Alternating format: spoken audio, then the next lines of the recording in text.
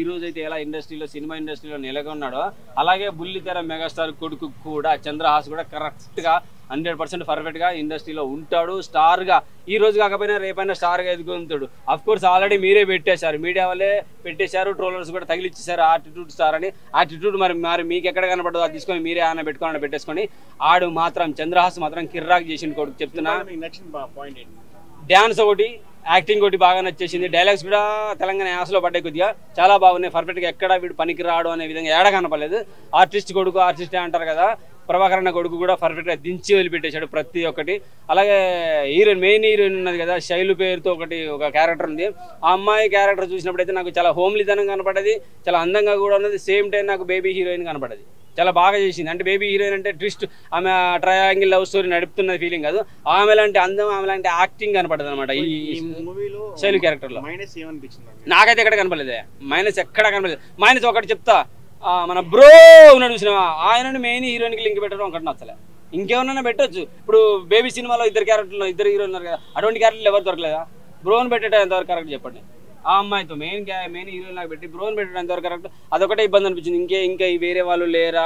లేదంటే సెకండ్ పంజాబీ అమ్మాయి, ఒక అమ్మాయి సింగ్ పేరు పెట్టి హీరోయిన్, ఆ అమ్మాయితో పాటు ఒక అబ్బాయి మా ఇంటర్వ్యూ క్లాస్మేట్ అని చెప్పారు చూడు, ఆ అబ్బాయిని పెట్టినా బాగుండేది, ఏం కాకపోయి. మరి బ్రోని పెట్టేసరికి ఇదేంది ఇలా పెట్టారు ఏందని ఫీలింగ్. అఫ్కోర్స్ మనోడు కనపడంగానే రివ్యూ స్టార్ కదా, మనతో పాటు ఎదిగినోడు, ఇండస్ట్రీలోకి అడుగు పెట్టాడు, ఒక విధంగా హ్యాపీనెస్ వచ్చింది కనపడంగానే అరిశం. కానీ అబ్బాయిని పెట్టడమే కొద్దిగా నచ్చల.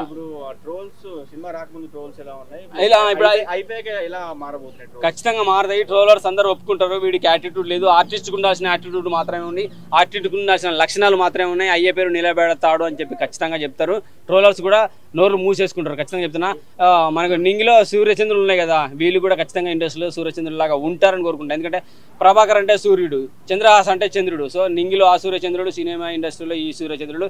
కళాకారం అంటే వాళ్ళ జీవితకాలం ఉంటుంది కదా, 100 ఏళ్ళు, 70 ఏళ్ళు, 80 ఏళ్ళు. ఖచ్చితంగా ఆర్టిస్టులుగా వాళ్ళు బతికినంత వరకు ఇండస్ట్రీలో ఉంటారు, స్టార్లుగా తమ పేరు నిలబెట్టుకుంటారు. ఖచ్చితంగా 100% హిట్. ఫెయిల్యూర్ అనడానికి ఒక్కటి కూడా లేదు, ఒక బూత్ డైలాగ్ లేదు, టోటల్ వైలెన్స్ లేదు, కత్తులు పొడిచేసుకొని రక్తాలు చూసి ఏం లేదు. నీట్ అండ్ క్లీన్గా ఉంది. క్లాస్ మాస్ అందరు చూడొచ్చు. స్టూడెంట్స్కి అయితే, కాలేజీలో చదువుకున్న స్టూడెంట్స్కి అయితే హ్యాపీగా నచ్చుతుంది. ఎందుకంటే 2-3 అమ్మాయిలు హీరోయిన్గా పెట్టేశారు కాబట్టి హ్యాపీగా ఎంజాయ్ చేస్తారు. బాగుంది. ఓల్డ్ ఏం లేదు, బాగున్నది, మంచిగున్నది, క్లాసీగా అనిపించింది, చాలా బాగా అనిపించింది. ఇప్పుడే ఫస్ట్ సినిమానే కదా హీరో అంటే. అల్లరి నరేష్ కొంచెం ఎంటర్టైన్మెంట్ అనిపించింది, అల్లరి నరేష్ గుర్తొచ్చింది, కొంచెం కామెడీ చేసేస్తుంటే. ఎవరు? రామ్. పోతినేని రామ్లో ఉన్న యాక్టింగ్, ఆ ఫాస్ట్నెస్ కనపడాలంటే ఇంకో 2 సినిమాలు పడాలా. రామ్ అంటే ఇప్పుడు రాపో అనుకున్నాము, ఆ తర్వాత ర్యాంబో అనుకున్నాము బోయపాటితో తీసినప్పుడు, కానీ ఆ లెక్కలు కొంచెం తగ్గిపోయినాయి. ర్యాంబో అవుట్ ఆఫ్ 10 అంటే 7 వరకు ఇస్తాను.